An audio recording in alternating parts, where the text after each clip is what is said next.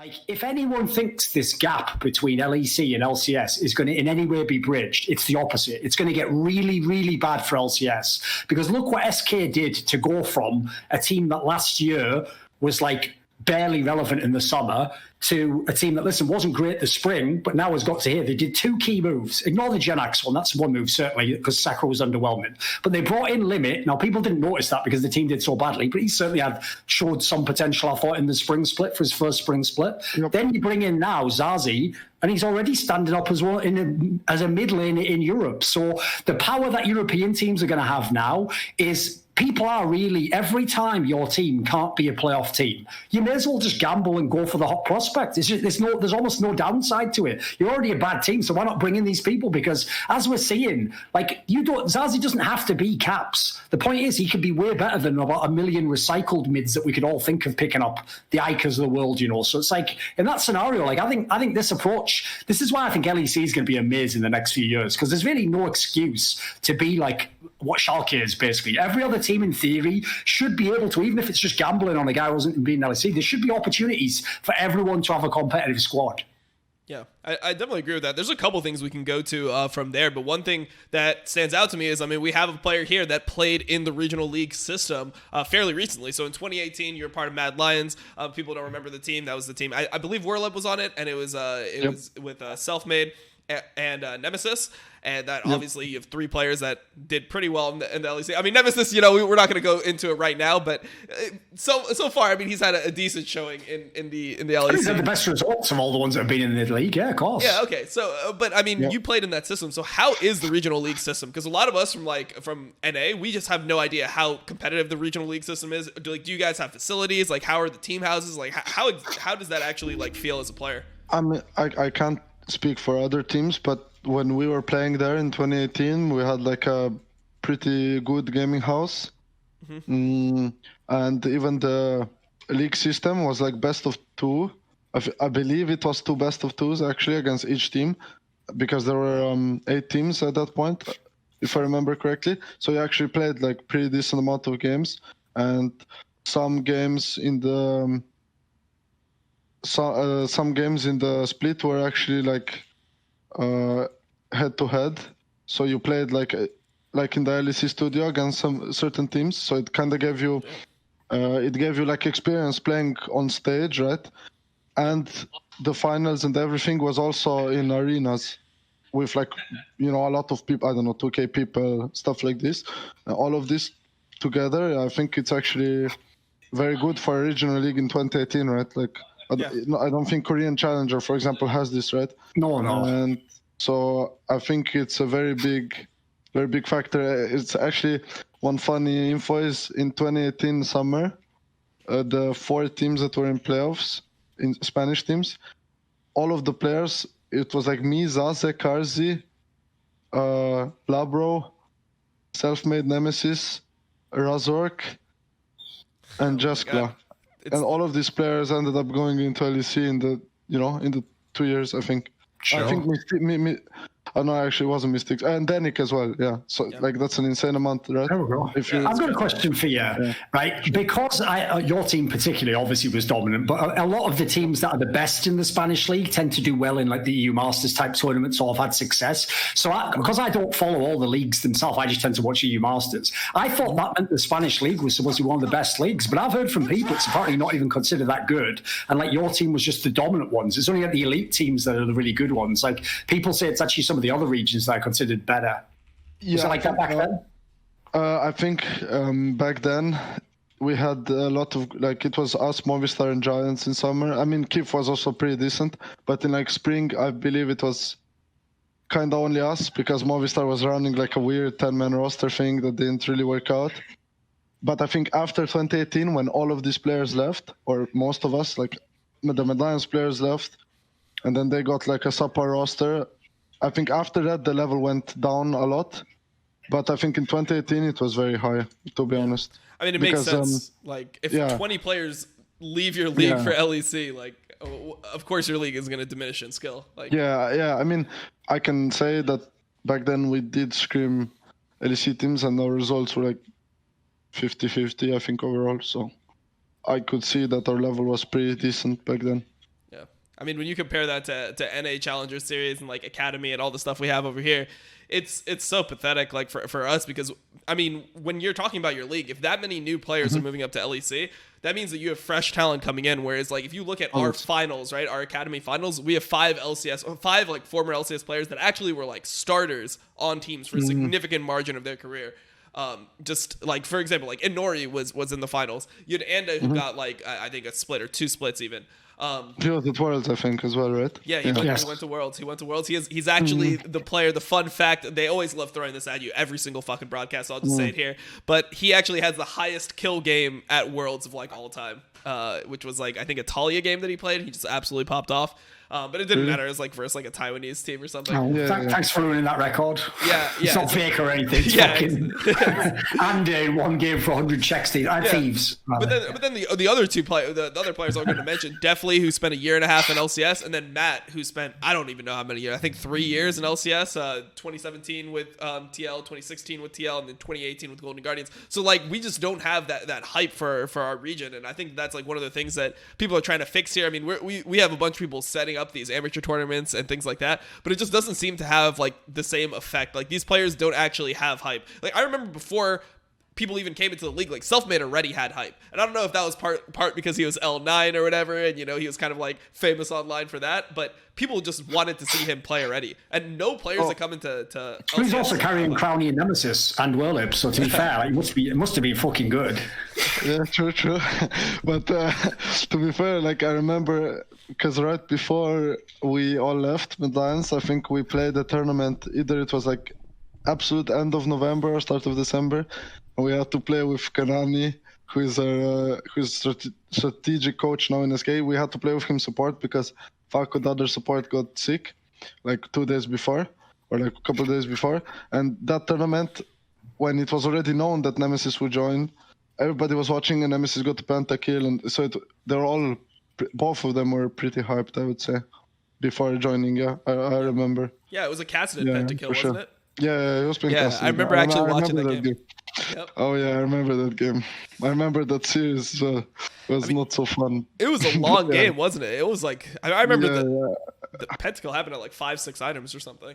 It was like 40 minutes. Yeah, like every game was kind of the same. They would just play hard into bot, completely give up, because Antonio was known for this, for roaming a lot, and we would just play scaling, and yeah, in the end he just pentakill, so it worked. But yeah. Was this before? Sure. Was this before EU Masters? No. Like we won EU Masters in October. So, like the funny thing is that in 2018 we only had like probably 1 month or 2 months of downtime in the whole year, because we won like in Spain. We won everything pretty much. So we went directly to EU Masters, right, in spring, where we lost against Origin in semis, I think.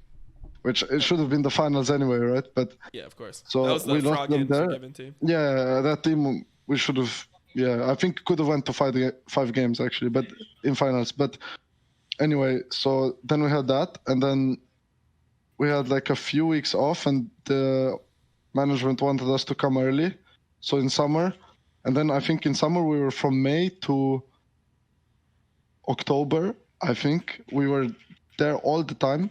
Then we went home for like 2 weeks and came back, right?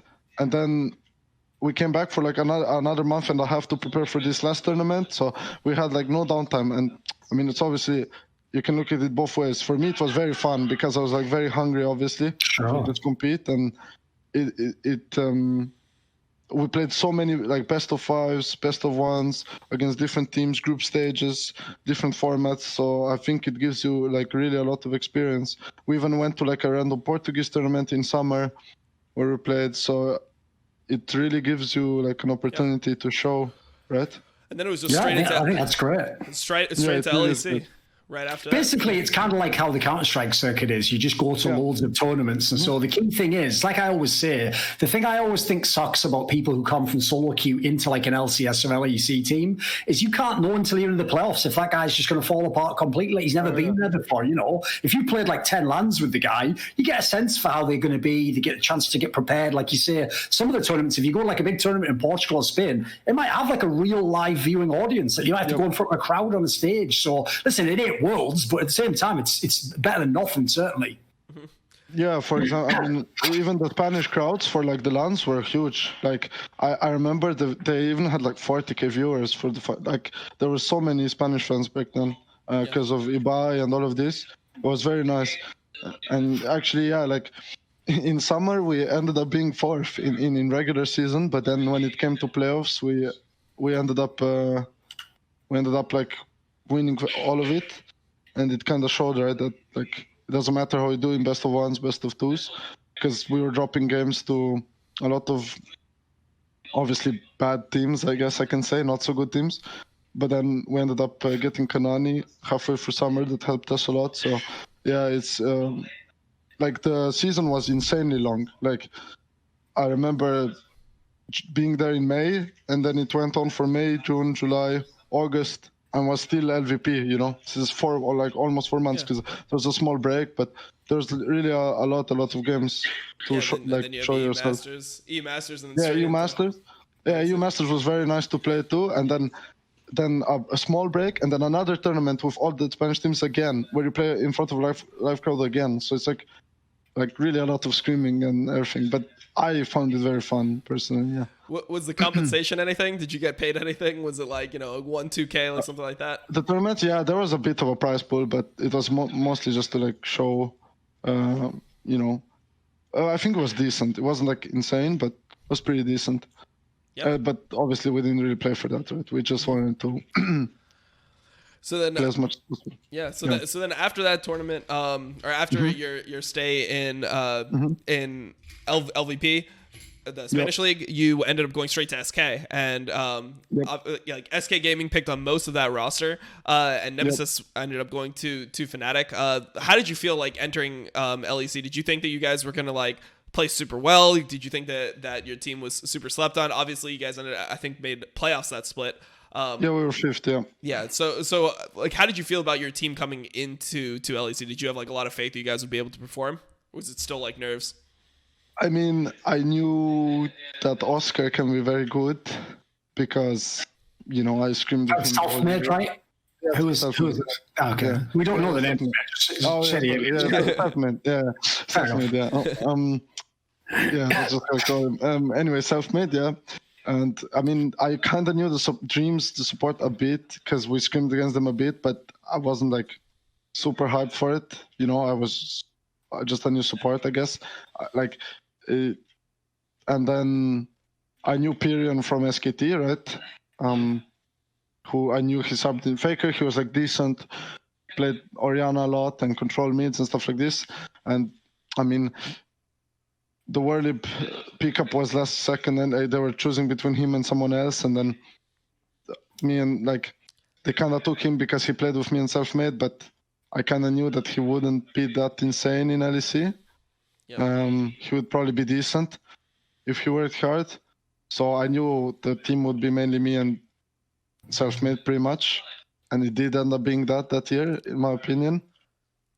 For most of it, at least. Yeah.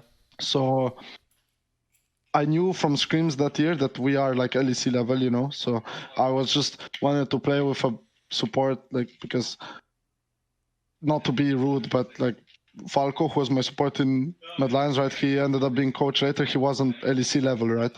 When he played in Mad Lions. So I was just excited to see how I can do with a different support. So yeah, I mean, I knew we could. I knew from scrims that teams weren't super insane, right? Because probably a lot of amateur players had this idea about LEC pros that they're insane and they're gods and all of this, but obviously they're beatable, right? So that's. Yep. I already knew that a bit from scrims, so I was just excited to play because I considered myself very close to LEC level or LEC level even the year before, where I ended up joining Mad Lions. I had some academy offers, but I didn't take them. So I kind of, I was expecting it eventually. Yeah. The thing is, the tough thing is, if you come into LEC, you got to have a good mid lane. I mean, that's just what LEC is. If you look at every year where the teams finish, there aren't straight fire mid laners who are coming ninth in the league. It almost never happens.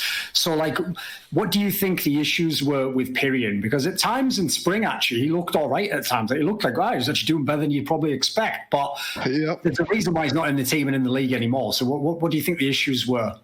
I mean, if you want me to be honest, I actually have no clue, because in spring we were doing well, and I think we could have actually beaten Splice in that best of 5. And in our scrims we were going 50-50 against most of the top teams. We didn't scrim G2, but like we were doing actually well in spring in scrims. I remember a lot of games Selfmade would just do his thing, but from scrims we were actually pretty decent. And then in playoffs, I still think we could have beaten Splice. Was that like Infinity Ajaxa game where he didn't creep? Where he built IE. Nash. Yeah, we had like triple Infernal and double Mountain, and if we get that kill, we get Nash, we get Elder. Like, then it would go to 5 games, obviously, but we could have also won the game that we ended up losing. When I was playing Ashe, I played pretty bad. I was probably choking a bit, but like the series was actually close, right? And I think in spring the level was lower anyway than summer. It kind of always is, I would say. Yep. Or most of the time. Then we kind of changed top, and I had I was like, okay, we were 5th. It was an upgrade in top lane, right? Even from trials, for sure. he was doing better, right? Yeah, I can tell you from trials he was better. Like statistically, I test anything you can measure it by. So, and then summer came, and there was just like no synergy, no style. I think what hurt us, to be honest, is that Sakura was used to playing strong side or being played around in academy, and maybe it's just teams with me in them, or recently, or just how it worked is that we worked much better if I was being played around, because I would shot call and I would clearly say what I need and how to rotate around me. Mm-hmm. So maybe when we got a top laner that like needed resources, it maybe hurt us a bit. We couldn't like find the style. But then towards the end of summer, we started playing bot more, and we had like the almost miracle run where we like won 2 games and then had to play tiebreaker against Vitality when we were like 7-11 and should have never been in that position anyway. But yeah, I think that's why we're doing good now, is because we kind of found a style that works for us. Yeah. I want to go into both top laners, but like first I wanted to just talk about Werlib, because he's a player that we've known for a while. I mean, if you followed EU LCS at the time in season 5, I think he was on Giants. Yeah. He played with Pepinero, and he was pretty much like known as like the one trick Jax player of top lane. That was just what people recognized him as, and he actually ended up having like a pretty solid Spanish fan base. And I know in NA that factors a lot into like the decisions to pick up players. So when you said it was between Werlib and another player for that top lane spot in SK in early 2019, do you think the fact that he had like somewhat of a big brand for EU standards was like that was one of the reasons why they chose to pick him, or did it not factor in at all? I mean, I think the biggest reason was that he played with me and Selfmade in the past, and they like saw that we had built up synergy from before.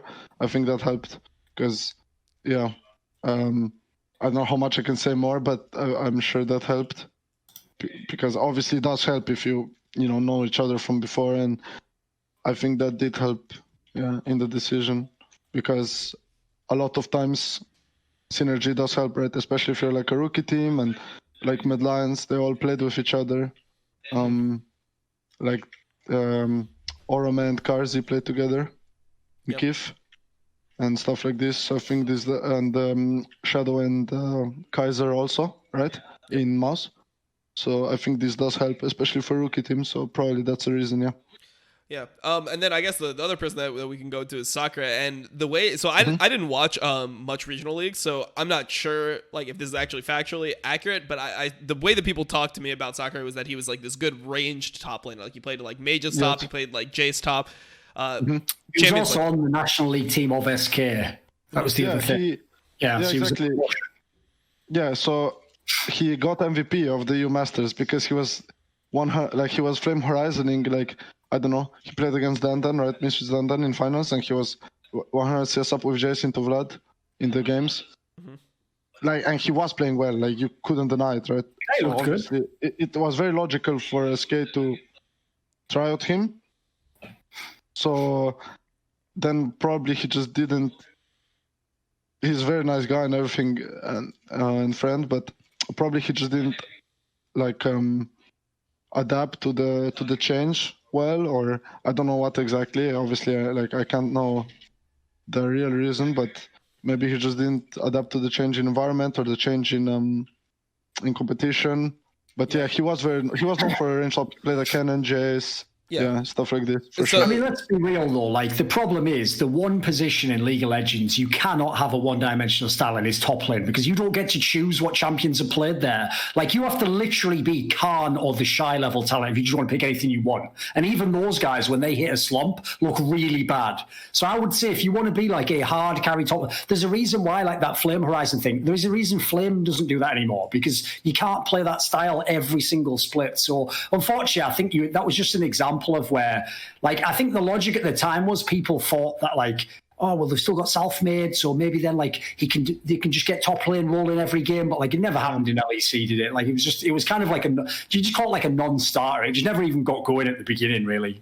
Yeah, I mean, in LEC, we just had so many problems with mid back then, with, like, communication or just no synergy, that games couldn't really be won before they were lost, because mid just kind of collapsed. But then when we brought in Janax, we actually won much more. There was one famous game against Rogue where we like dove into enemy base against the Kled, and if we won that game, we would have pretty much secured playoffs. But when we got in Genex, it was easier to play because we kind of played like around bot again, easier around bot, right? Which was kind of what worked the best for us. And pretty much. Obviously, I mean, sorry. Well, I just wanted to, before we got off the topic of soccer, I just wanted to like know it. So I assume that you guys tried a lot of range tops, and like you tried to play like what he was good at first, and it just didn't work out because by the time it got to spring of this year, right? Like we saw him, he was like on fucking Ornn duty every game. Like that's how it felt when I looked at LEC. I think the first 5 games, or like first 5 out of 6 games of the split, he was on Ornn. So at that point, had you guys just completely like abandoned playing around his playstyle, like playing like the Kennen and Jace, all those types of picks? Yeah, there just wasn't much synergy between him and jungle both times, probably. So we just realized, the best way to win is just to play full bot and funnel resources into me. Yep. And pretty much, yeah. That makes a lot of sense. Just GP and Ornn, and we are, yeah. Yeah, GP and Ornn are both like, I guess, solid. I mean, you can always help the team, etc. But I mean, even on those picks, even on those picks, he didn't look comfortable in the games to me. Like, there would be so many times where I would just view it through the eyes of a tank player, where it's like, okay, you're just like, because as a tank, you need to be like able to like kind of like yo-yo with your team, where if like your carries are stepping forward, you step forward with them. When your team is backing up, you back up with them and peel. But he would always be just so like desynced from the rest of the team, where like he would go in and he would just be taking free damage while like you wouldn't be able to auto attack and things like that. So it never felt like that really worked out for him. So like I just wonder at this point, is Sakura like still gonna have a career at any point in LEC, or is it just over for that guy? Because he was a high talent. He was, yeah. I mean, I don't know. It probably comes back to the synergy point, and maybe he just didn't feel that comfortable, with teammates, and can't really know exactly, but it does. Yeah, synergy has to do something with it for sure, right? Yeah, has to be. Well, I mean, I guess we could talk about one thing real quick, since you mentioned it in playoffs, which was the IE Rek'Sai of self-made. Was there ever a point in like I assume he did that before? Yes, there was a point in scrims where he went 10-0 and he just one-shot everyone. Yes, so that's why he did it. It actually worked in scrims. Yes. Did you actually like? Were you on board with it when he was like, no, this is actually the right way to build Rek'Sai? Was there ever a part of you where you're like, I don't know about that, man? Like, I mean, that game I saw, we had triple Infernal, which was super broken back then. It was like 10%, right? If you remember. So that's like what, 22% more at 3 stacks. I don't know exactly. Yeah. And I knew, okay, we have to kill the Vayne, right? And we don't have that much damage. We have Morgana mid, and our top was Hecarim. Yeah, Hecarim. Yep. So I was like, okay, we'll dive, and if we kill the Vayne, we insta-win the game, right? He could go stuff like Dustblade or whatever. Yeah. Like, obviously, I don't play Rek'Sai, but from scrims, it did work. It was not a troll buy. Like in scrims, there were some games where he built the Infinity, and then the enemy ADC got one-shot, yeah, so Yeah, that's like a good example of a scenario where it's like, I would give the analogy, Dom, to like trying to do like an onside kick in the NFL. They can't really do them anymore because they changed the rules. But you know, back in the day, if like the game's almost unwinnable, you do it because like it's the only way back in the game, but it's probably still not going to work. So like that's an example where because it didn't work, like people tried to flame it. But like actually the logic of what the scenario he tried it, and I can get it, because the point in that scenario is, like, you don't just want to get slowly choked out of the game and just, this Vayne survives on that much health every time. You just go for it. Just go for the chance that you, as he said, if you kill it, you might win the whole game. No, I definitely agree with going for the play. I mean, for me, it would just be the math on it just wouldn't seem like it would out damage lethality to me. Yeah, I mean, probably. I mean, he just probably thought it worked well in scrims. It ended up being unlucky because we thought Shen doesn't have ult or something, so he ended up ulting after her, where we could have just like chunked her and went Nash. But anyway, like, it did work in Scream, so it was not him like trying to troll the game or anything. It did actually work. Obviously, he believed it. You know, I didn't think. But I know what he means. Though. I think people at the time tried to imply that, like, because everyone used to make it that SK was just only self-made. Everyone thought it was like he was tilted that he was in a bad team or whatever, and that he just did a stupid build. Whereas obviously that isn't the case entirely. No, it wasn't like that. It wasn't like that. He wanted us to be good all around, right? He just felt that was the best way to win, because that Vayne used to be extremely OP with the old Gwynso. There used to be a point where she gets 2 free items where she just takes over games alone. So we knew we had to win fast, right? So yeah. I mean, it makes sense, like the idea behind it. I just like mathematically, I was always unsure of it, because I mean, even right now, I feel like lethality is not a bad stat on Rex. Like you see a lot of edge of night coming in. So yeah, probably maybe even lethality could be better back then, but I know from scrims where he just used to buy BF swords or BF sword and then just one-shot people when he was super fed. So yeah, I understand totally what he did. Like nobody, like at least nobody on the team felt like he trolled. You know, he wanted the game to be over, whatever. Yeah. No, nobody felt that way, I think. Okay. How did you manage to handle it when he left to go to Fnatic then? Because before that, like, listen, Nemesis already got a chance at Fnatic. It was a better team than SK, but you at least still had self-made. You had some pieces. Dreams was decent at the time. Like, a lot of the players at the time sort of left you behind, mate. Like, you could, as you saw in this spring split, you could have been in a really bad scenario. Yeah, I mean, so I understood, obviously, like why. I mean, I can't go into details, but I understood why obviously like that he left, or that Fnatic got him, and I was fine with it because I knew Trick was very good from playing against him in summer on Schalke. I knew he knows how to play around bot lane very well because he played with Upset and their style was good, so I just looked at it as an opportunity to be the primary carry and actually show myself, because a lot of times in 2018, 2019, like in 2018, I was not the primary carry most of the games, right? There was some period in EU Masters where Kai'Sa was super broken, and we played like Galio, Kai'Sa, Gragas, Hecarim, stuff like this, and I would pop off. But most of the year, because of the support I had and because of the style and all of this, I was not the primary carry, right? Even though I obviously could have been. So I just looked at it as an opportunity, like, to show people that I'm top tier, right? Like, I can look at it both ways, you know. I can look at it, everybody left me, I'm alone, you know. Because if you actually look at the start of SK 2019, I'm the only player left, right? Yeah. And if you look at it from summer, I'm also the only player left because Genex joined in middle of summer. And if you look at that, it's only me and Genex left, but he switched roles, so a lot changes around me every split, right? The coaches, every split, new coaches, new this, new that.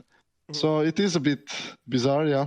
I can't say it's like normal, you know, but I can look at it from positive viewpoint as well. I really wanted to show that I can actually be top tier, right? And I saw that as an opportunity, and I didn't have that good synergy with Dreams, so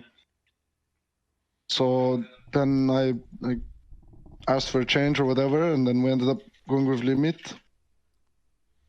Yeah. And I think it's working out well so far, right? Like, I think we are pretty good right now. So is he the best support you've played with? I mean, I played with Mickey in Slovenian teams. Fair Mickey. So I can't say that yet, but he's the second best. I mean, that doesn't even count, because that's not even like real Mickey. It doesn't count. Like, yeah, it doesn't count. I mean, he was very good back then. Mickey's was mechanically and stuff, but he wasn't like pro, right? We were like all so young and inexperienced. So I would say yes. It's crazy. From the past 3-4 years. Yeah, what's sorry? Well, no, I mean, I was just saying it's crazy that like you go back and there's like all these relationships between these teams from the people that are in the countries. I think Brock's had a similar story, or like Caps had a similar story. One of the players that was on Fnatic at the time was like, yeah, you know, we knew these guys from like back in like Danish lands and fucking like 2014. It's like, god damn, like the scene actually goes so deep there. You know, like we don't. Yeah, me, Nemesis and Mickey used to play against each other on lands all the time, or like with each other. We played CS qualifier with each other once, but then Mickey joined Fnatic as a sub, I think. So then it was only me, Nemesis, and some other Slovenians like Foxy. You know, he played in Rocket. All of these players, we played with each other. We hanged out every day, or like mutual Discord, all of this. So the connections run pretty deep, like for a lot of years. Yeah, I think it for sure helps in developing, because if you play against good players all the time, you also motivate each other. And yeah, for sure, it's very nice. It's also rare because our country is very small, right? It's like 2 million people. To have like 3-4 players that actually end up playing in LEC, I think it's pretty impressive. Yeah, it's a good ratio right there for sure. Yep. So obviously, like in SK now, you have Trick. Dude, here's what I'd like to know. What if Team Slovenia played against Team USA? I think Team Slovenia might have. I don't know who like the top player would be or whatever, but I think you might be able to get that one, boys. You might be able to win that. We already talked about. We joke about it all the time. If like if Riot actually made like a country Olympics, whatever, right? Yeah. So there was a jungler that used to be very good. He was like top of the ladder. He had offer for tryout with Copenhagen Wolves back when Amazing, but he's ended up not joining because he thought Amazing was so good that he just didn't join. But he used to be top of Challenger, like top 10, always very good. But right now there is no jungler. But there used to be Foxy, who played in LEC, and kha'zix was a different topic that played within National Leagues. But if we had the jungler, maybe if we import a self-made or something, then maybe we can actually place pretty high, to be honest. I mean, I don't know, man. If you guys import self-made, like I feel like at that point, Team USA can import Yankees. Yeah, that's exactly. Okay. Yeah, I mean, we could. I guess somebody could just fill the jungle then. I don't know, but I think there is actually 4 players, that are pretty good, which is pretty decent number actually.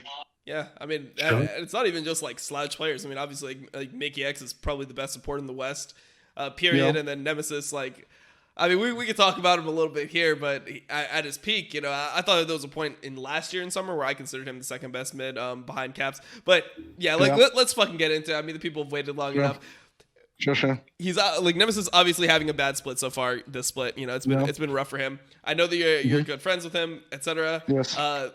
Thorin just does not think this guy is good. I was pretty. I think he's overrated. I never say he's not good. He's just overrated. Well, I mean, the thing is, like right now, it's hard to say like where it's a bad time to have the discussion now because he is objectively playing quite bad in a lot of the games. He's doing nothing, and also I think he has bigger problems in his team than just himself. But I would say, in my opinion's been fairly similar most of the time. I'd agree with you. I think summer was probably his prime last year. Like in the finals and some of those games, he was obviously carrying, of course. Yeah, when he had his chat. I think he was playing very well in finals, or like in the 2 best of 5s they played against G2, where they went to 5 games. And at Worlds, and I can tell you from scrims last year where I played against him, he was doing very well in all of the games. And I also know him as a person, and I know how he thinks. So that's why I also have a lot of respect for him. Problem is, I'm not in those scrims, mate, and I also don't give a fuck. So, sure, of course. I mean, I'm just... of course. I mean, I can also, like, I do think he played very well. Even in spring, he was playing well. And last Worlds and whole summer, he played very well. Obviously, I think most players have slumps or things happening in the team that negatively affect their performance.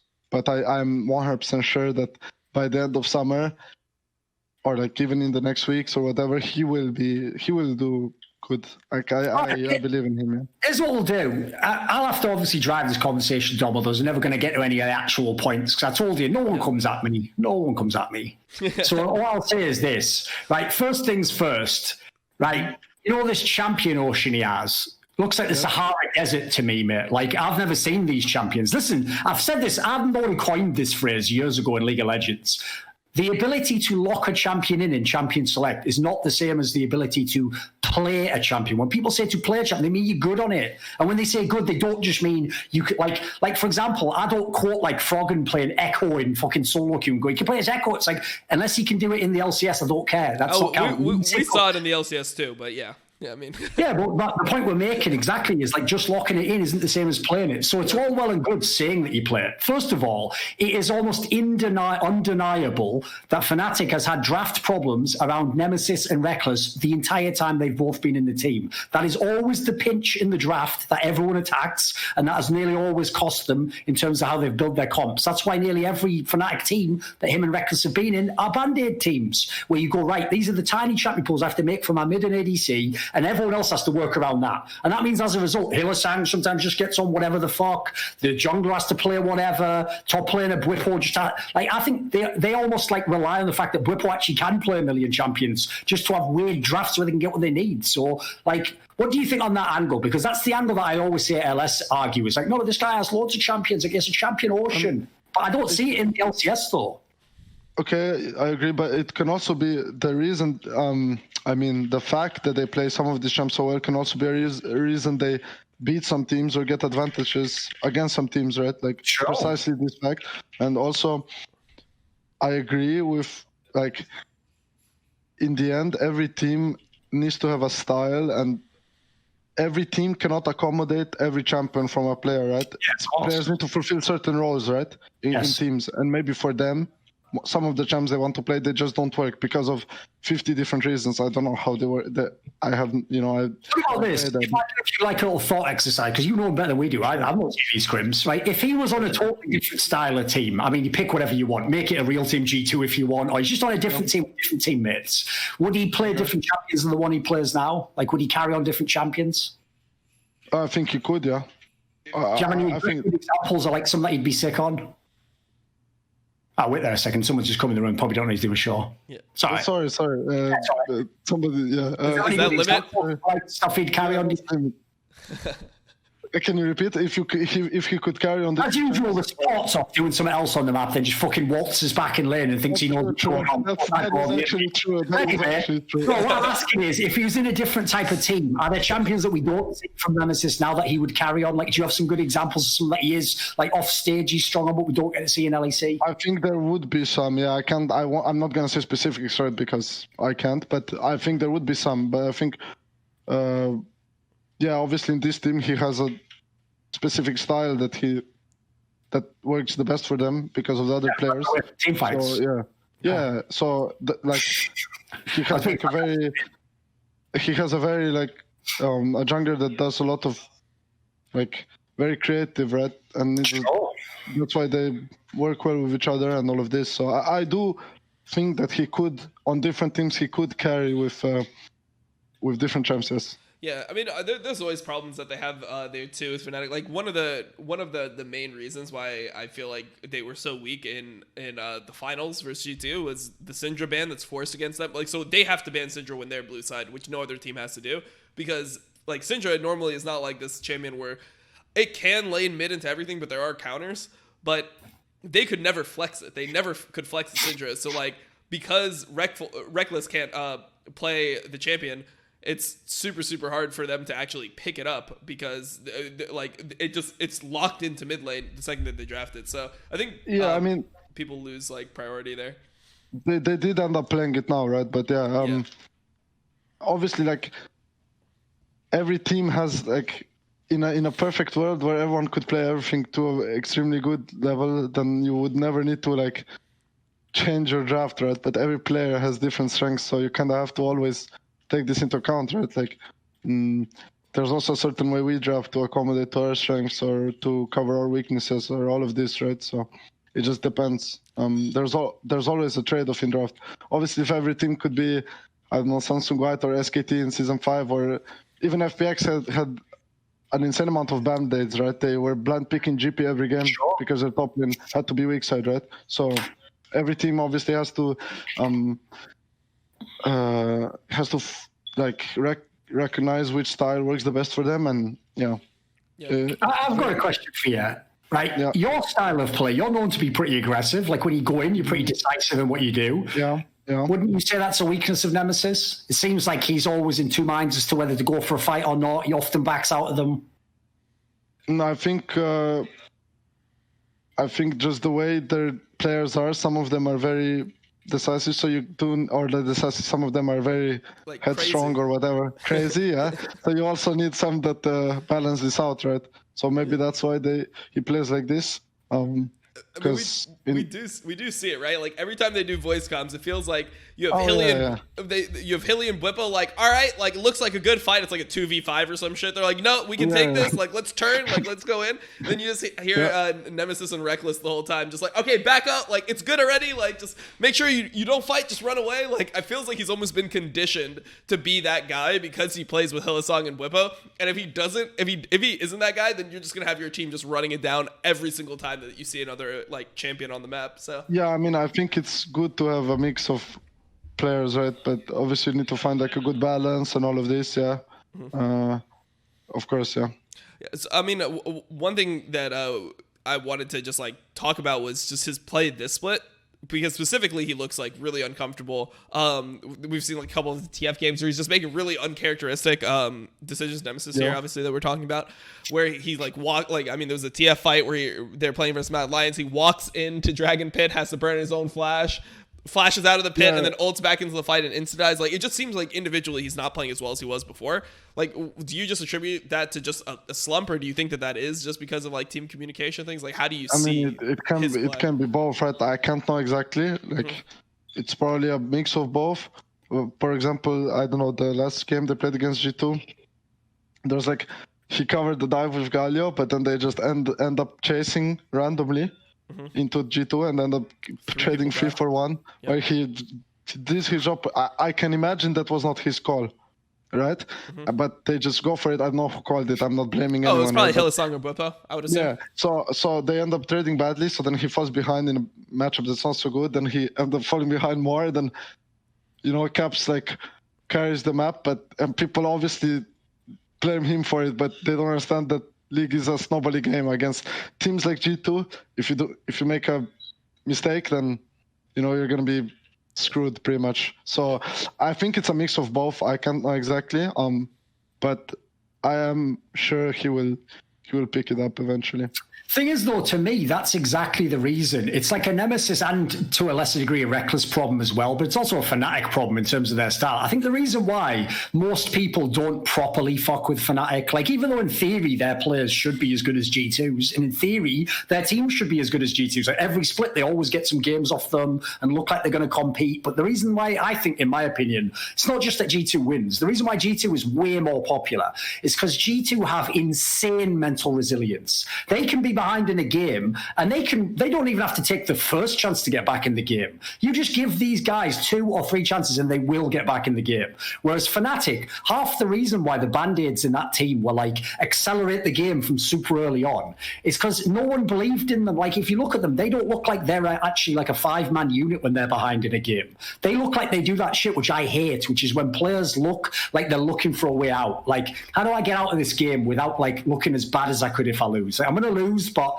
is there a way I can sort of just lose? Like, I can sort of be close. That's why I hate the whole scaling shit, because scaling's brilliant if you know exactly what you're doing. It's the hardest style to make work, but if you make it work perfectly, it's unbeatable. The problem is this, because it's really hard, you can also just look decent doing it and not get lots of kills against you and lose a game that you never actually were in, but it makes it look like you almost were. Like, you're just down a bit of goal, you're just waiting a bit longer. If I just had 5 more minutes. So, like, one of the problems I think people feel is when we're talking about going behind in a game, if G2's behind, I know one of those players is going to make a play. Like, Perks is going to make a play. They're going to go for a really aggressive team fight. Like we're saying, in half these scenarios, it's like Fnatic.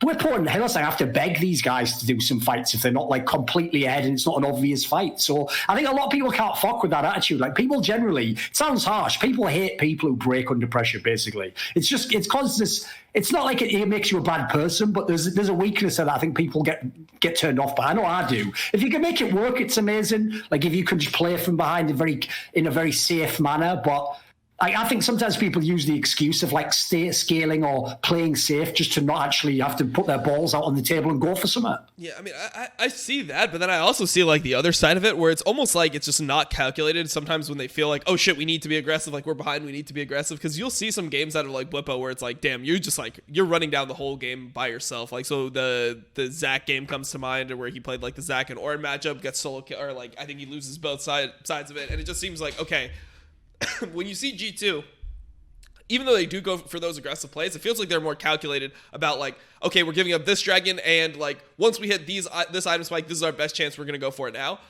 It seems like Fnatic either completely gives up everything, or they just like it the whole game away. They're just like, you have Hilly just running it down like 15 deaths in a row, and it's like, okay, man, like these plays are never gonna work. Like you need to like find the middle ground. So I just think that like maybe that's not a mindset thing where they're just like afraid to be aggressive. I think it's just like inaccuracy of like understanding what their timings really are in the game, and like you know, like people just being able to communicate together and be like, okay, so this might be the best timing for you, but like we need these items on our carries to be able to fight. Like, and the overall analysis of the game just doesn't seem there. So I guess that would be like my take on Fnatic in that circumstance. Yeah, I mean, obviously it's hard to say without actually being in the team, but I agree. Like with the players they have, they should be doing better, right? With the level of players they have, but it does happen to every team. There's a lot of teams that started 3-4 that ended. You know, I don't know, like T1, SKT was, I don't know, 9th at one point. They ended up winning the whole summer split last year. So I'm sure they will pick it up. Like, I'm sure they will be at Worlds. Yeah, sometimes teams just need to find a style that works for them, or to make compromises on some roles or whatever, you know. It's always something like that. I told you, mate. Listen, you have to understand, there's not always going to be the drama people want. There's too many nice guys in the scene. There's a lot of lovers, not as many fighters as you think, you know. Hey. Listen, when they're on LS's stream, it's the big boy fucking sleepover party. They're getting out all the full sugar cokes. They're having 2 Kit Kats without mum checking after dinner. Like, they're going, we're wiling off them. But I tell you what, when they come on these shows, they're just polite young men who just whatever. They just, you know, they've got compassion in their hearts. They can understand that every team goes through hard times. And, you know, not every player can always do what he wants. And sometimes you want to play a champion, but it doesn't always fit your team. Suddenly we just become these like empaths who can just understand. I like that. You know what? It's just kind of cool. It's why I cracked around me, you know. Yeah, no, I mean, it makes sense. We could jump into that. That was something I was going to talk about later. But obviously, you're on LS's stream all the time. People know you as like one of LS's like pro player, like. I don't know. Yeah, I was gonna say that, but no. We got proteges, sure, yeah. You're one of the LS proteges. How did you meet LS? Was it through Nemesis when you were on? Yeah, it was through Nemesis. I mean, I knew him before. Obviously, we had some talks about some league-related things, but nothing deep. But then somehow through Nemesis, I talked to him more, and then ended up being like coached and all of this, and slowly started talking to him more, and that's pretty much it. And I got invited. Yeah. Is there anything in your gameplay specifically that you like credit to LS? Is there like certain things that he's really helped you on since he has coached you? He has helped me on certain things, yeah, for sure. Or to look at the game differently, or this, and he has for sure helped me. Yeah. Anything like that stands out where you're just like, yeah, like I just. He was like. Not like, okay, I didn't do this before, I do this now, but just some things to look out for more than before. Like, I don't know, he talks about camera control and all of this stuff, and obviously everyone says freezing and this, but he was like one of the first ones to talk about the like cheater recall a lot, that pretty much everyone started doing on Misfortune after he like talked about it. So for sure, like his knowledge of the game is good, yeah. You know, by the way, that's one of the things, I don't know if we've ever actually talked about it on this show, Dom, but one of those areas that, because you know the funny thing is, it's like only within, let's say, like the last 9 months, it feels like LS got way more popular. Before that, he was like a fringe figure where some people liked him and then everyone else hated him, basically. Like his shit would get downvoted on Reddit. Now that he's super popular, everyone's going to claim they liked all the stuff he was doing now. But if you remember, one of the number one things people used to get triggered by, right, was that, first of all, he clicked the keys a lot, but then secondly, that he used to say, if you're a jungler, for example, you should use all the functions action keys, and you should literally be looking around the map, because it's from StarCraft. Like in StarCraft, you have to check if someone's scouting the space and if you can expand here and if you can do it. And you train yourself more than just even looking at the minimap to literally go around the map while you're like clearing the buff and you don't need to technically look, right? Now, loads of people, including famous Western junglers, because if you ever watch them, they're just the same screen, just walk around the map. Like, loads of people said it's nonsense, you don't even need it.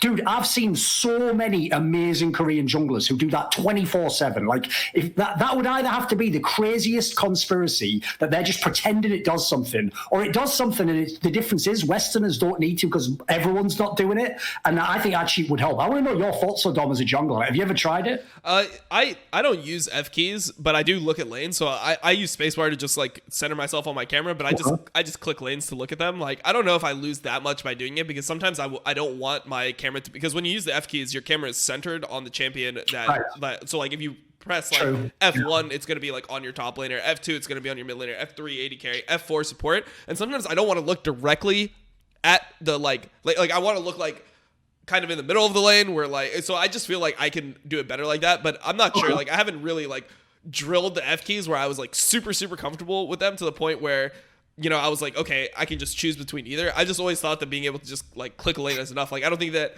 you know, you lose that much time if you just click once and then click back. Yeah, I mean, I think the point, it's for specifically the most important for me than jungle, I think, obviously, because, you know, they need to keep a look at on a whole map, but it's just a way to make it easier, I guess. Obviously, he plays StarCraft, so it's like easier for him, but the concept of looking more around lanes in the map is obviously good, right? People are against it because he did it too much, because it was probably a tick from StarCraft, right? So people use it as, he does this.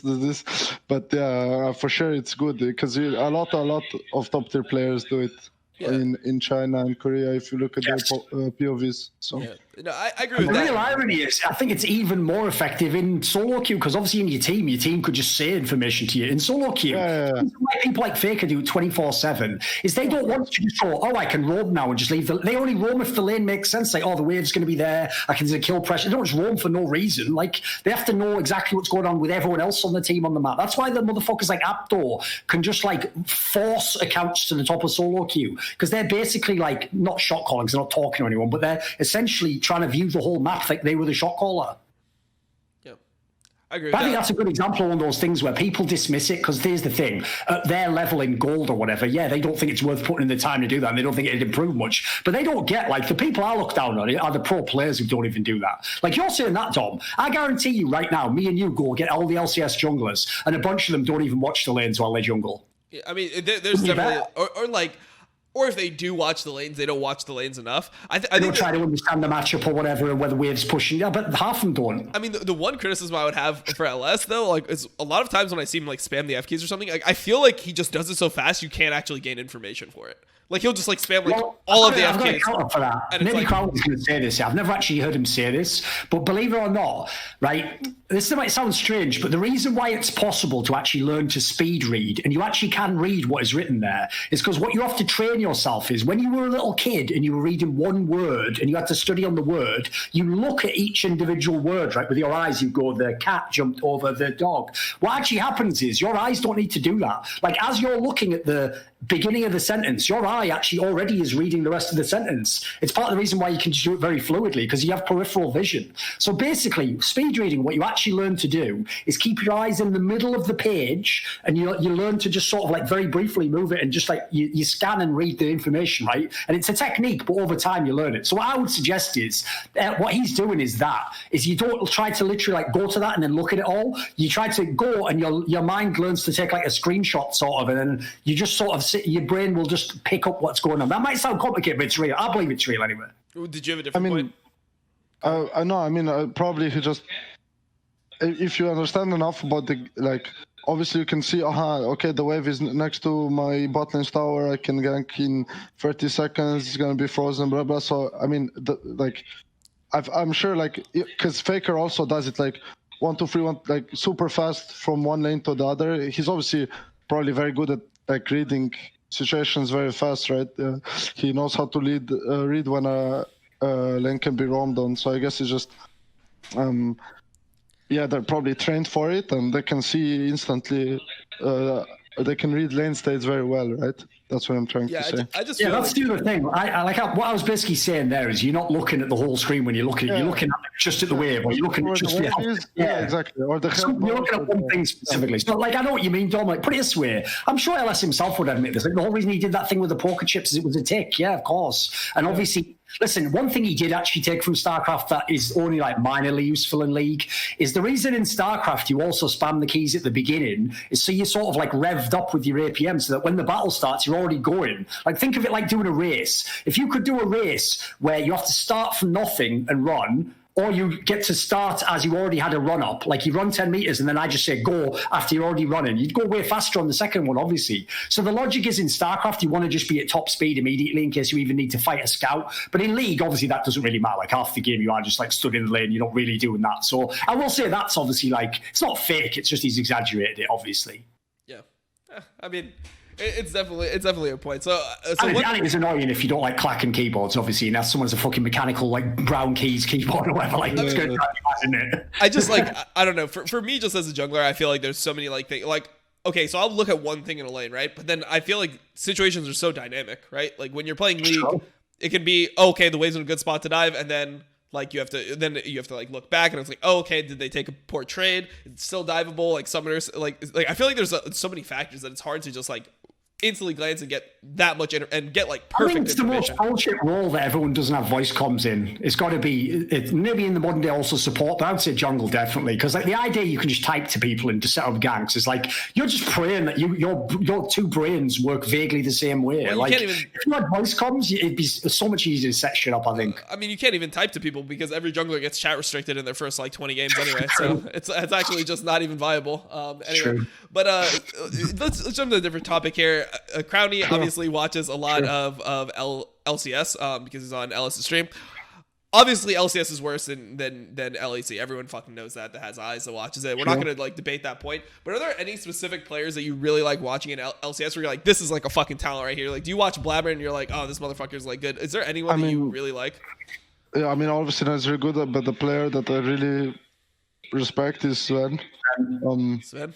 When he was in, I distinctly remember it was like season 5, and I ended up climbing pretty high, and I would play against Reckless and Sven almost every game, and playing against this guy was so like, I feel like everybody in EU looked up to him, right? And he was just so good, and of course in TSM he looked worse. Everybody knows this. But I remember thinking like, there's no way he got this much worse. There's no way. There must be something else.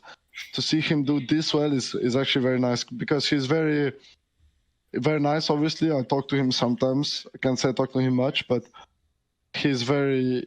I remember playing against him and his streams and everything. I always felt like I learned so much. It's a very nice experience always. So you can be better than him. It's really nice.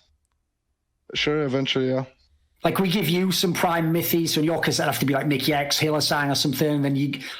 I mean, you're not just going to sit with Jin for like 9 fucking games out of 10, just shoot from halfway across the screen. So fair play. I mean, for sure, it helped him having Miffy and all of this, but he was very, like, he also hard carried some games, and even after like leaving Miffy and now with a different support, and I really think he's very good. For sure, yeah. I mean, it's not also. I mean. I guess FlyQuest has some. I like Ignore because I just think he's carrying the team pretty hard. With like Power of Evil mainly, but besides. Wouldn't it tell you if your support's left the lane all the time? Oh yeah, but it would for sure. I mean, I'm not saying for sure. Appreciate the player, right? I don't appreciate the play style. Yeah. I guess. Obviously, for me, the way we play is completely opposite of how FlyQuest plays, right? It's very hard for me to funnel me, but yeah, they because you wouldn't think that FlyQuest will get to second in NA, right? No, of course they're not. obviously doing something like, but also I don't know. I still think Doublelift is good, right? I remember watching him in 2018, 2019. He was just stomping everyone in NA, almost everyone. I don't know. He used to play against Cody-san always. He just have like this massive CS leads. They're like so hard to describe in NA, I remember, but I still think he's a very good player. So I'm obviously look at it from my role's perspective, right? If not so ADC, at least bot lane. So that's the players I mostly see. Tactical looks fine. I guess they just look like a good team of like decent team overall at playing, you know. But yeah, that's pretty much it. How bad are Schalke? If you put Schalke in the NALCS, would they be like, you know, like people tell me they're like, oh, Schalke would be like top 3 NALCS. Obviously, that's an exaggeration, but like, where do you think? Like, do you think that they would be like 6th or something? No way. I mean, if they played Neon and Dreams, they would be decent. I think the Neon and Dreams are the better bot lane. So. Yeah. It's sad to say like not allowed to play in LEC again for some reason. I don't know why. He looked quite promising. Well, they're playing right now. Oh yeah, I mean they play them now, right? But no, I mean, why wasn't he in from the beginning? Oh yeah, that's true. I don't know that why. I don't know how good they would do because I obviously didn't play against any NA teams, but maybe for playoffs. I mean, I don't know. You have like C9, TSM. Well, we have 8 teams playoffs, so it's like really hard to say. Wait, what? We have 8 teams in playoffs. Wait, really? Or is that like the new format? Or? Yeah, there's a new format. Yeah, but that's so weird, no? Because in Europe, that feels kind of weird to me that there's so many different formats. Oh, it's absolutely retarded.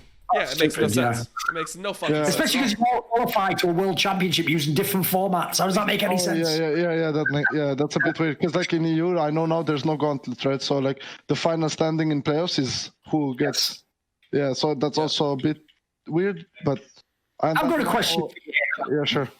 Here's the question: when you on your Wikipedia where it says like the players you admire or whatever, right? They're so night and day. It's ridiculous, mate. Like you've on the one hand you got Sven and Bang, who are like, right, build me a team of 6 players around me, and I'll do my job and we'll win the game. Then you've got Uzi and Double Lift, right? Who are just like, give me the fucking ball and get out of my way, like. Surely, listen, you might appreciate Bang and Sven, but you might try to be Bang and Sven. Surely you want to be like Double Lift, like, give me the fucking team. Set up the shit up. Give me my picks. I still think even though Sven had very good players on him, he was extremely good, talented, everything. So I respect him anyway. But I mean, I do agree that I was like a big SKT fan in the past. I probably was overrating Bang a bit because he played with. You know, I think a lot of them got carried by Faker, to be fair. But a player I really admire in the past years is Teddy, I think, because the performances he had in Junior and now being pretty much the ace of SKT or the SFT1, like the best player, pretty much most consistent, is fucking insane, right? So he's a player I look up to an insane amount as well, I think, because his level is so ridiculously high. Yeah, that's an example where, like, people think I only like the hard carry players like fucking Uzi or Prime Fake or whatever. It's not like, as I've explained, it's not like there's lack of skill that I dislike about players like Reckless. It's the playing style they choose. Because people always imply like, oh, but he's just playing like a little bit safe. It's like, no, go watch Teddy and Ruler now. They play conservatively, but they play to the limit of being conservative. Like, they just play perfectly as far as I'm concerned. Like, they don't try to like make the whole team warp around them, not like Uzi, but which, listen, if you can do that, that's not, if you don't win, you probably should be blamed for that, by the way. Like, you made the whole team. Ruler and fucking Teddy. Yeah. They just play. You can bank on what they're going to do every game. They're just so consistent. I mean, that's an amazing. Yeah, I mean, I don't think it happened with many players besides Uzi, where like everybody you asked, oh, which bot lane do you want to play against, or which bot lane do you fear? Everybody was RNG, Uzi, Mink. I want Uzi. Like, it's such a big effect on everyone. You know, people heard his name and they're just scared, pretty much. So it's pretty insane effect I think he had. Yeah. I think every ADC that looked up to Uzi, right? Pretty much every ADC that wanted to be ADC, especially in China, right? I remember reading that's one of the big reasons like they have so many ADC players is because pretty much everybody looked up to him. And yeah, I mean, it has great effects for sure. I mean, obviously, for like the amount of carry players, there also need to be players that, you know, can take a step back and be like Bang or whatever in SKT, where he was never really the primary carry. But no, but it makes sense for his team. If you have like a top lane carrying Faker, why the fuck would you play exactly. with? I mean, for example, when I was in the French team in 2017, I was never the carry. I was playing Ashe every game because my coaches told me to do it and whatever, Or in 2018, I wasn't really the primary carry for most of it, but I mean now I am, I guess. That's how we play, and I enjoy it. Obviously, like it's a challenge, but it's fun, So it also kind of fits the role pretty much, right? It's like a very very resource-heavy role most of the time on most teams, so I enjoy it. Yeah. I know what team we should ask him about. Oh, did you have something, Dom? Well, no, I was just going to throw in a snippet. We could ask whatever question you were going to, but I was just going to say. And obviously, like another person to ask him about is the two players I want to ask about in the EU LCS, well, LEC now, is obviously kha'zix was in your era, like you pointed out, you're playing against him. But then the other guy who people have only noticed this split because of the change in support is Comp, right? Yeah. So most people, like he wasn't even on people's radar, even when he played last split because how bad Vitality was. What do you think of these two players? I mean, I think they're mechanically skilled. I think they have weaknesses that get covered up by their other teammates. But obviously, they're they're rookies, right? Or like it's their second split. So I think they will develop into very good ADCs eventually. Are you better than them? Yes. In what way? In what way? He doesn't get Nautilus hooked in the Soraka Nautilus lane level 2. Like kha'zix. I mean, in what way? I mean, I can't. It's hard to say. I'm a better laner than they're better than this because we only play each other like twice per split, right? So, but I mean, I also think it's very hard to say specific differences between ADCs.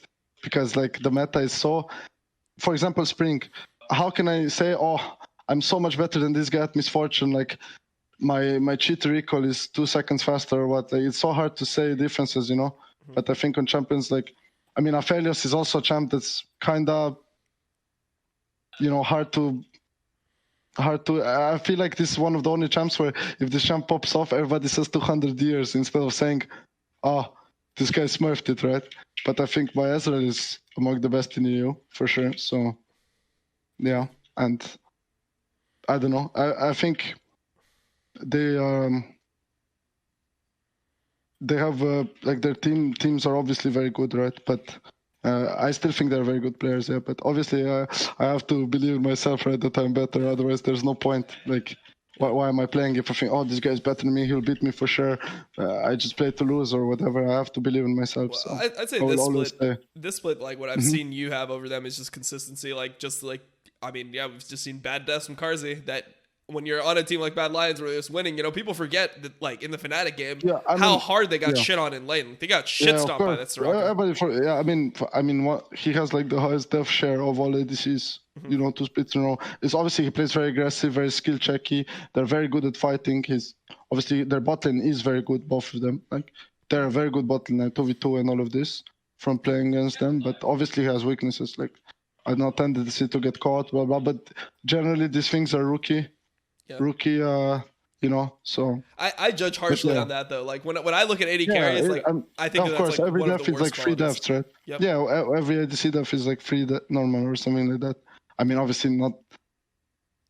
No, it's just a general principle. It's just a general point. But yeah, of course, like obviously, maybe the onus is on them. Probably the like ask from kha'zix isn't as absurdly high to 1v9 games because he has humanoid. Yes, of course. His mid is carrying every game pretty much. So, but I think he can obviously 1v9 games. Like his Kalista was pretty good. So, yeah, I mean, I think a lot of their mistakes are rookie mistakes anyway, but they're also very good. Yeah, so something you mentioned earlier in the show, I just wanted to ask quickly since we jump back to you real quick was about Worlds, right? Because 4 teams are making it from EU this split. Yeah. And you think Fnatic is going to be one of those 4 teams. So the people that are in the running right now, you have a Fnatic, G2, Mad Lions, Rogue, Origin, and you guys, right? So who do you think is going to actually make Worlds? Like, who do you think are the 4 teams that are going to make Worlds? If Fnatic is one, I assume you definitely think G2 is one of them. Like, who else? Like the thing is, I don't even know exactly how the points. Like, I think if Fnatic doesn't completely like mess up, because they have so many points from Spring and G2 as well. If they just have like decent standing, they're already like they only need to win one best of 5 almost, right? So. Oh, is that how it actually works in the EU? Still championship point. Okay.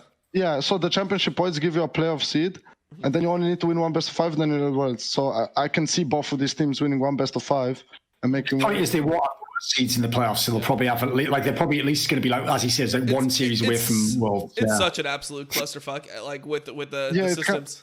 Yeah, I mean, it's like I think.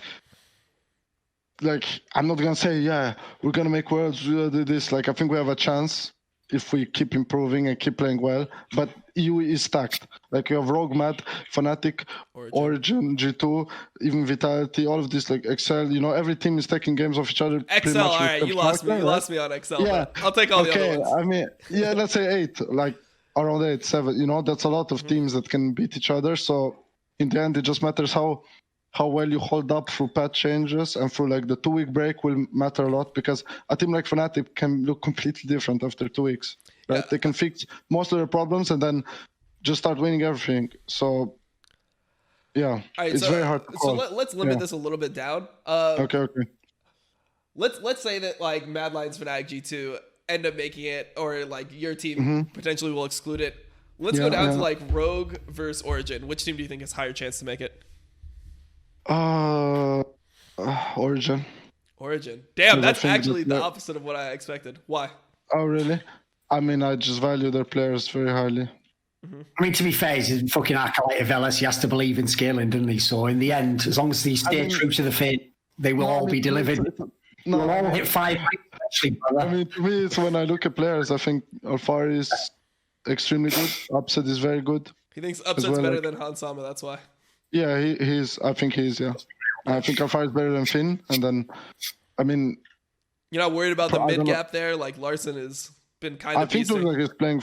Yeah, that's true. That's true. He's playing very well, but I think. I mean, I can't go too much into like details from screens and all of this, but yeah, of course. Every time I play against Origin, I feel that they are very good players. So. Interesting. Yeah. You know, format wise.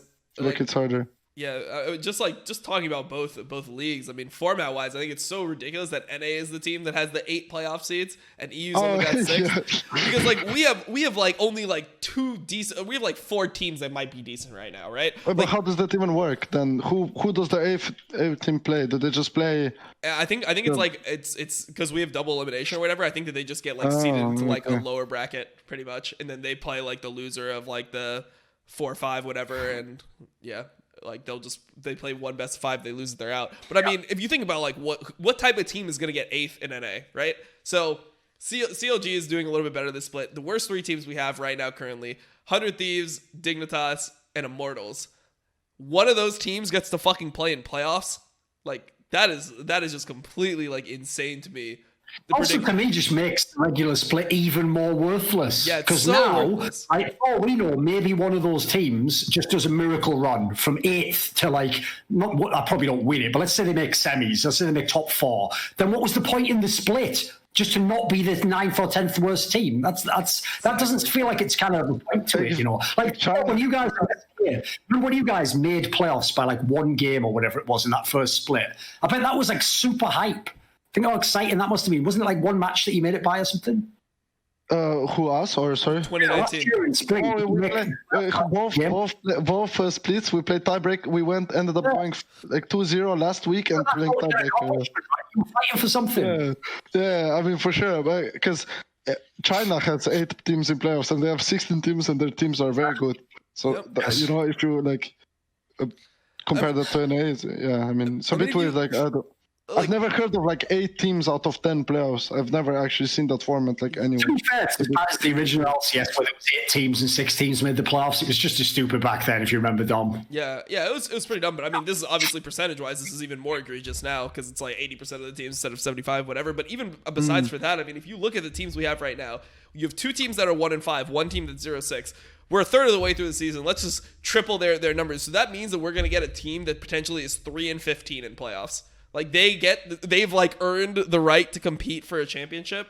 Like what the fuck is the point of that? Like I don't want to see a team that's 3-15 in playoffs. And by the way, I'll throw in another detail that tilts me about this format is, listen, I don't care who makes the bottom cutoff of the playoffs in like the NBA, the NHL, because you play the number 1 seed. You're fucking going out first round anyway. You don't even play the top seeds because the top seeds start in the upper bracket. So what's dumb is dumb. Whoever goes 15, in theory, the worst team they can play is like, what, the 5th team? That's even not an impossible series to win. Like, it actually does invalidate playoffs, in my opinion. You've made it kind of like a crapshoot at the end of the split.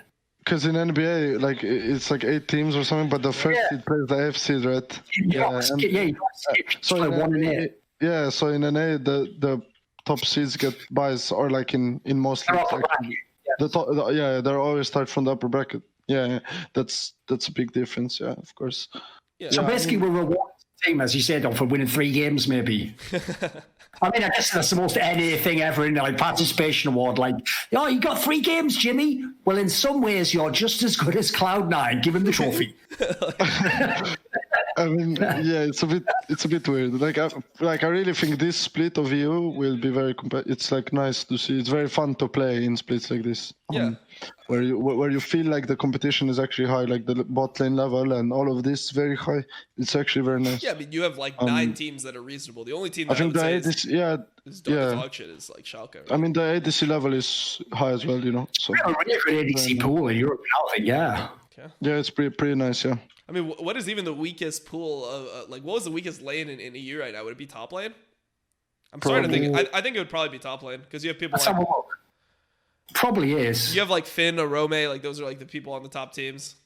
It's like Finn, Arome, Alfare, Bwipo, Wonder, Cabochard. Yeah, you have Genax now, Cabochard. The problem is though, like we've got the thing is like the name value's not bad, and even some of the newer editions aren't terrible. So like I don't know. I actually think worst at the moment is. You'd say support.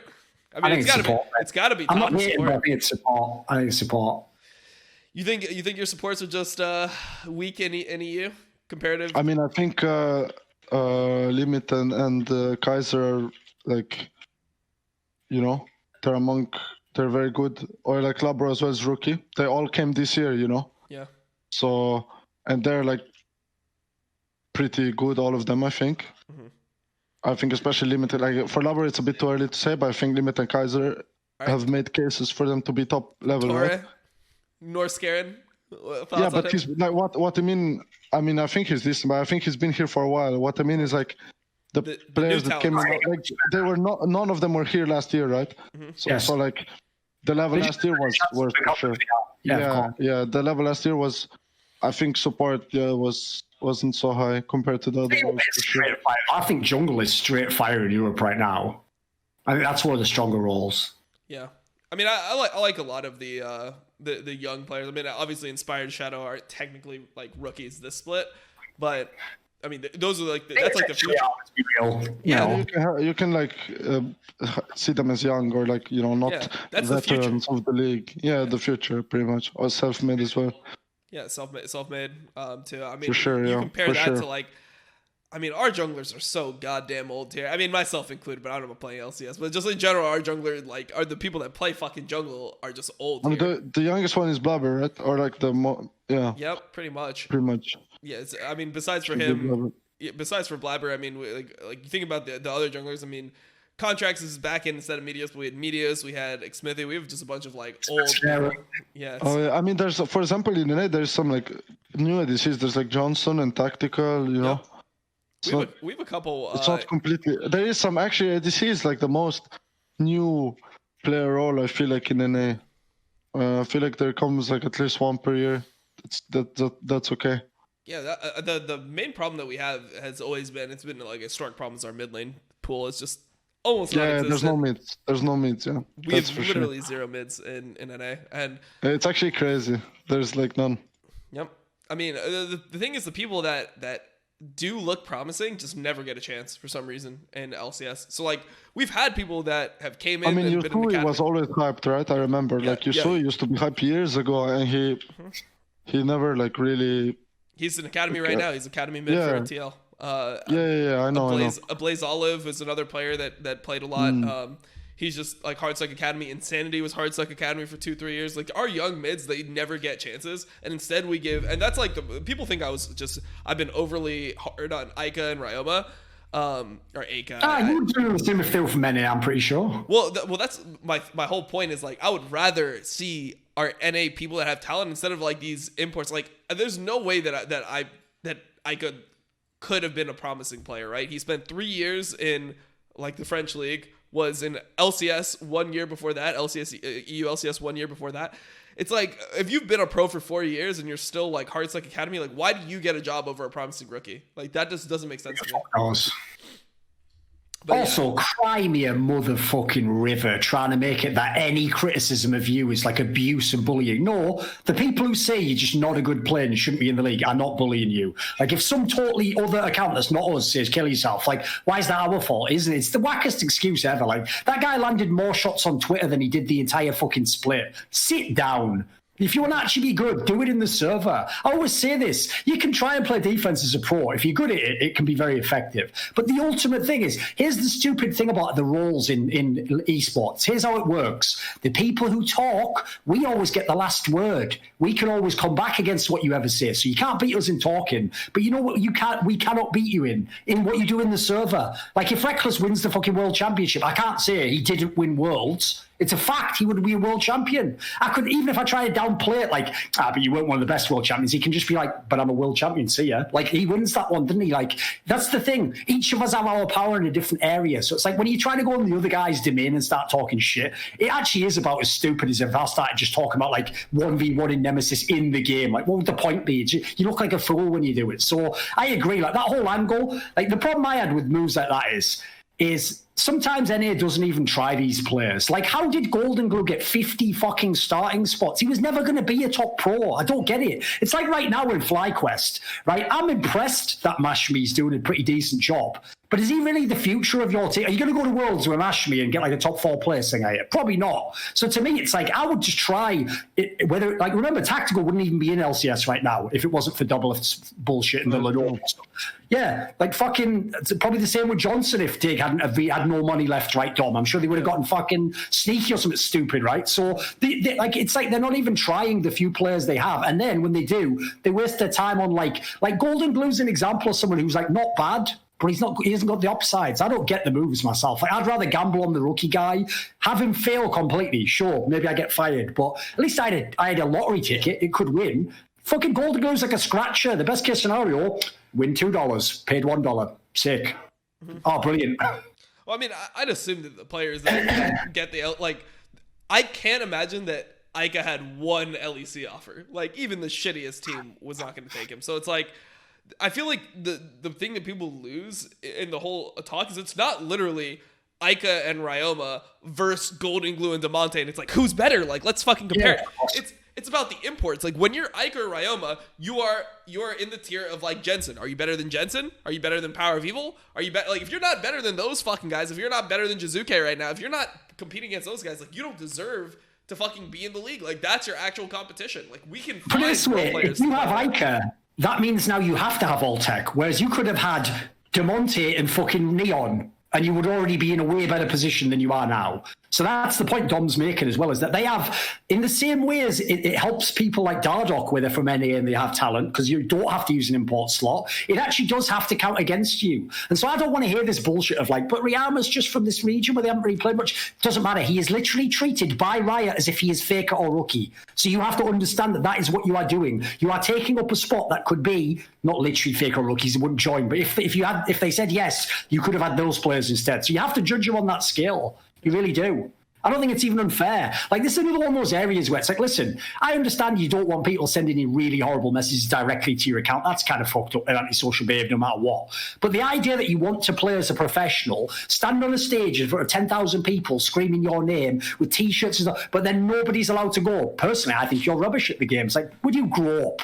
Would you just go back and fucking give mom a hug? Get one of those fucking hot cocos, a nice little bedtime story about hitting 4 items and scaling, that fucking crown you get here from LS every every time, and then just fucking calm down. Like that comes with the territory. Have you never seen, like, I don't think people get this, dude. The greatest sports stars ever get flamed by the other team's players. Like, people used to tell Kobe Bryant all the time, like, you can't do it without Shaq, you fucking loser. Like, he was like winning the championship at the time as well. Like, and then if he wins the championship, like the Records example, they were like, yeah, did fucking ball hog anyway. It's like, I'm still won. It's like, nah, should have shot less times. You can't win. That's the point. There'll always be haters.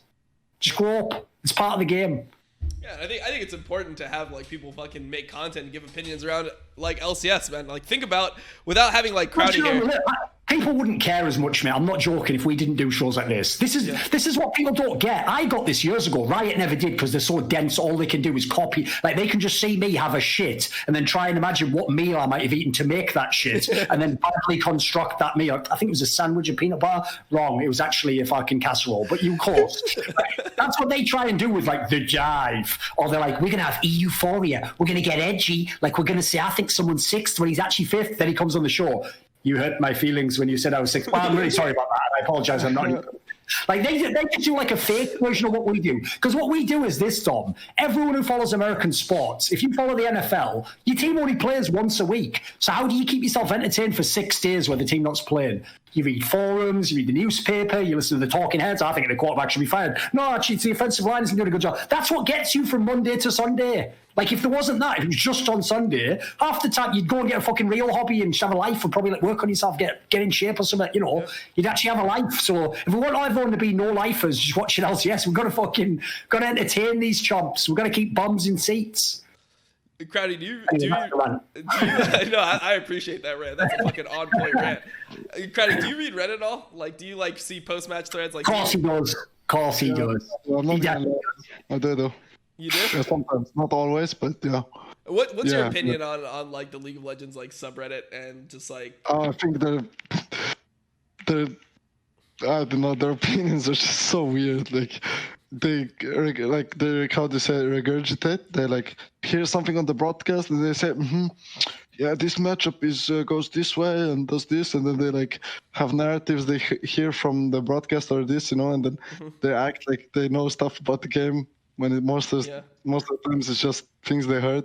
I think the weirdest part is if you ever want to have some fun, by the way, all you do is this, Crowley. If you ever get annoyed by a comment, your problem is you're doing what all of us do, which is you read the comment and you try and actually think about what they're saying and think, is that true? Do they know what they're talking about? Here's how you have some fun, right? If it's ever a really stupid comment, what you do is click on their username and go down. Don't even look at League, mate. Just go to like elsewhere where it's like a different subreddit or something. And then when you see the stuff they're writing elsewhere, mate, you'll feel instantly better about yourself. Like if you click the same guy telling you don't know how to play like a matchup, and you go down and he's in those threads where they're like, why is my bloody Yasuo always feed? It's like you instantly like, oh, you idiot, right?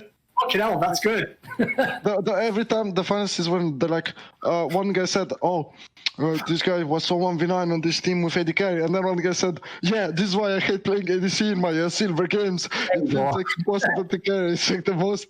It's always they always like equate it to their own. You know, it's so funny. But how you bring yourself out of the darkness, you know. That's like one of the funniest things for sure.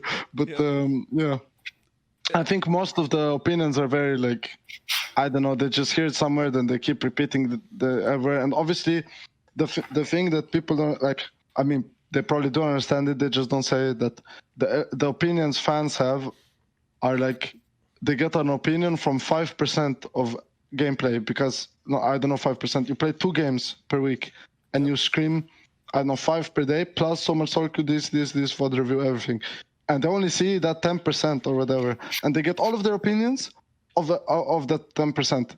They don't know anything that behind that, what happened in draft, what happened in game, comms, anything. They just say, oh, this guy did this and now he's trash, you know? It's very like, yeah. I mean, here's the trouble though, and this is the dichotomy. On the one hand, obviously, in our own areas, we all know they don't know what they're talking about, and after that, they're talking out their arse, and it's even saying ignorant stuff that's stupid, and you know. But here's the problem: we also need them to care like that. We need them to actually want to post and argue about, you know. So the problem is, you simultaneously need it, and it's annoying, you know. Yeah, I mean, Go ahead. Sorry. I mean, the one thing I was going to say, you can continue with your point in a second, was just like, that's the reason why I decided to start doing shows like this in the last year. Is like, fuck, yeah. these opinions fucking suck. Like at least if they're parroting my opinion, it'll be a better opinion than whatever the fuck they're coming up with. So it was like a selfish reason where I'm like, okay, like at least as an X-Pro, I have more insight into what's happening than the random fan. But yeah, you can continue with what you're going to say. Well, I mean, no, I just want to say that it for sure hurts that there's only 18 games in a split, right? Like, because then they really don't see that much. Because in NBA, how many games do they play? 82. They play what, 64? 82, yeah. Yep. I mean, obviously there's more teams, but they play more. Or in China, you play best of 3 against every team, and then there's 18 teams or something, or 16. 16, yeah. 16. There's so many games, right? Like, so many more games to get opinions and get this but here you just play 2 best of 1s. Yeah. Always in different patch, and so many things can change, and it's very hard to like until it's 2 playoffs, right? But even in playoffs, like you can get to Worlds with 1 best of 5, like G2, right? Spring they played 1 best of 4, or like sorry, not in EU, in LCK, right? The first seeded team. If you win the regular split, yeah. If you win you only look at the best team, play once, and okay. Then it always happened with Griffin. They ended up losing 0-3, and then everybody was like, "Oh, they're so trash. And even though they were first, the whole split, right? So I think obviously more games would help for sure. Yeah, I think that the problem, the reason why they're so afraid to add more games is because when they did it before, the viewership went down. But I think the problem was because there was so many like shit teams before. Like in NA, I don't think more games would help. I think you keep it best of 1s in NA because like. I mean, who's gonna fucking sit there for a best of 3 between 100 Thieves and Immortals? Like, you will literally die of boredom before the series is over. But if you go to like EU right now, where there's so many good teams, like I would watch a fucking best of 3 in EU. What's the worst? Like, okay, Schalke matches you're not gonna enjoy. Every other team actually has a chance against everyone else. So like, I feel like this is just the timing to bring that back if they're gonna start doing like even best of 2 format with whatever. Yeah, there used to be best of 2, and people like didn't watch it much. But now I feel like there's many more narratives in you, and like stories and rookies and like this against this, and even the production, like the LEC, all the hype videos, it's much more, much better now. So I think it would be a good idea. Yeah. For sure. Also, the other thing is the mistake they made in the past was still ramming them all into like 2 fucking days or 3 days. Yeah.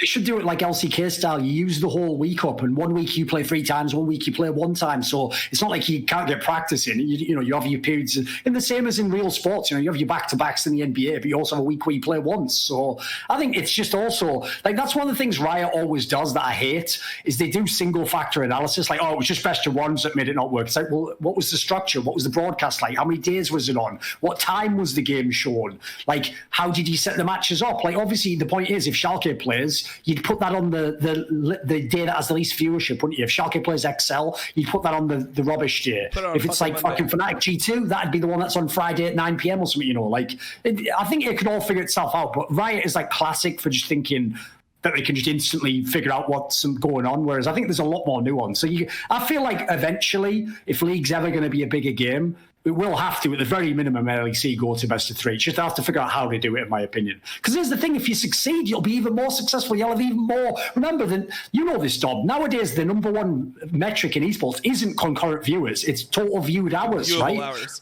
If you could make actually LEC pop off where, like, let's say like 7 or 8 teams are getting loads of viewership on best of 3s and they're playing twice as many games, like you could get an insane amount of viewership for LEC. Like you could sell that big time as sponsors, I think.